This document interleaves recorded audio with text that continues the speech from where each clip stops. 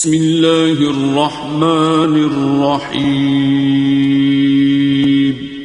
شروع اللہ کا نام لے کر جو بڑا مہربان نہایت رحم والا۔ دور موجود کے اندر آج ہر ایک کو یہ شوق چڑھ جاتا ہے کہ وہ مسند مشیخیت کے اوپر بیٹھے اور لوگوں کی عقیدتوں کو سمیٹے، اور یہاں ایسے ایسے شخص بھی مسند نشین ہیں جنہیں دین کی مبادیات سے بھی آگہی نہیں ہے، اور ایسے ایسے پھر مکروہ لوگ بھی آئے اس شعبے میں کہ الیاذ باللہ انتہائی غلیظ سوچ کے حامل، انتہائی مکروہ اعمال کے حامل، اور انتہائی جو ہے وہ نیچ مزاج کے حامل لوگ بھی مسند مشیخیت کے اوپر بیٹھ گئے۔ چونکہ یہاں سب چلتا ہے، یہاں اگر کوئی گالیاں بھی دے تو اس کو بھی حکمت سمجھا جاتا ہے کہ یہ گالیاں دے رہا ہے، اس کی بدتمیزی کو کہا جاتا ہے یہ حضرت کا جلال ہے۔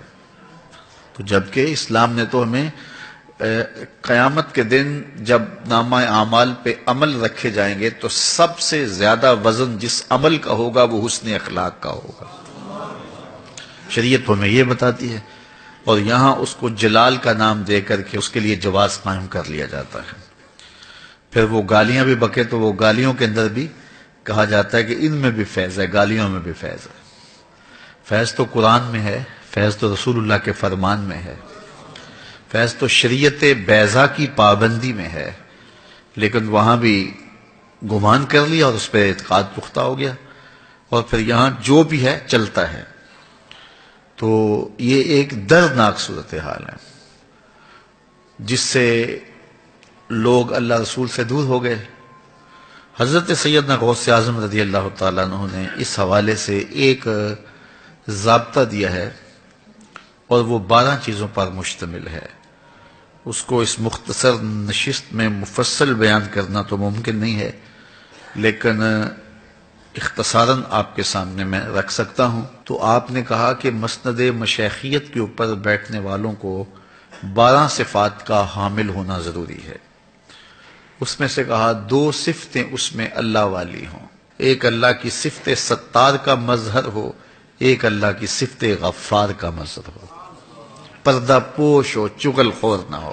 دوسری خوبی یہ ہے کہ معاف کر دینے والا ہو۔ 2 خوبیاں رسول کریم صلی اللہ علیہ وسلم والی، ایک شفیق ہو، دوسرا رفیق ہو، شفقت مزاج میں گندی ہوئی ہو، رفیق ہو، رفاقت کے حق کو جانتا ہو۔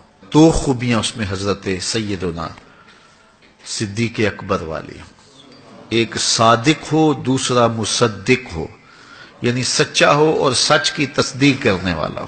2 خوبیاں حضرت عمر رضی اللہ تعالی عنہ والے ہوں، ایک امر بالمعروف کرے، دوسرا نہی عن المنکر کرے، برائی سے منع کرنے والا اور نیکی کا حکم دینے والا۔ 2 خوبیاں حضرت عثمان غنی والی ہوں، رات کو تلاوت کرے، صبح اٹھ کے سخاوت کرے، شب زندہ دار ہو اور دن کو سخاوت کریں۔ حضرت غوث اعظم رضی اللہ تعالیٰ عنہ ایک مقام پہ فرماتے ہیں آدھا فقر بھوکوں کو کھانا کھلانا ہے اور ننگوں کو لباس دینا ہے، آدھی فقیری یہ ہے۔ 2 خوبیاں حضرت سیدنا علی المرتضی والی ہیں، ایک عالم ہو، دوسرا بہادر ہو۔ جاہل مسند مشیخیت کے اوپر بیٹھنے کے قابل نہیں ہے۔ دوسرا بہادر ہو، جرأت مند ہو، بات کرنے کی ہمت رکھتا ہو۔ حضرت غوث اعظم رضی اللہ تعالیٰ عنہ فرماتے ہیں اگر ان 12 خوبیوں کا حامل ہے تو وہ اس قابل ہے کہ وہ مسند مشیخیت کے اوپر بیٹھے۔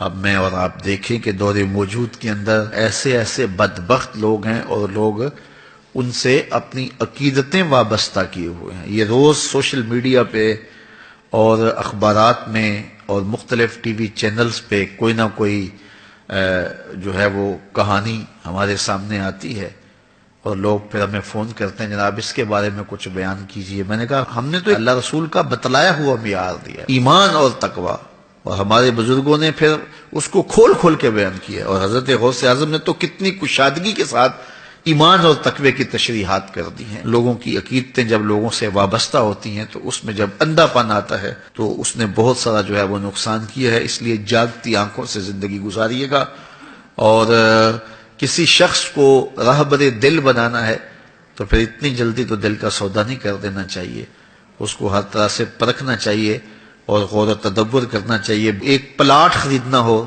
تو کتنی محنت کرنی پڑتی ہے اور کس قدر آپ دیکھتے ہیں کہ اس کے کیا فوائد اور کیا نقصان ہے، ہر پہلو سے دیکھتے ہیں۔